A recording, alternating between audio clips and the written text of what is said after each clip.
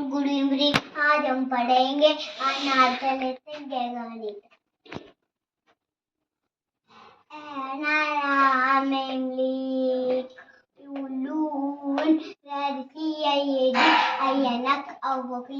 औरत अंगूर અને ખાલી કબૂતર કે ખરગોશ કે ગમલા કે ઘડી અને ખાલી ચમચ શીશાતા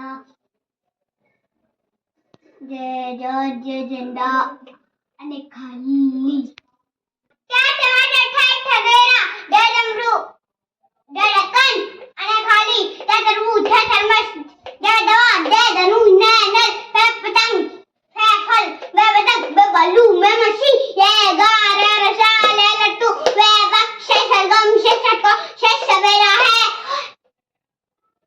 से सवेरा ए हल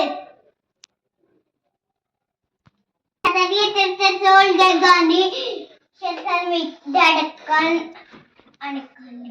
अब हम इनके चित्रों से पहचानेंगे। ए अनार आ आम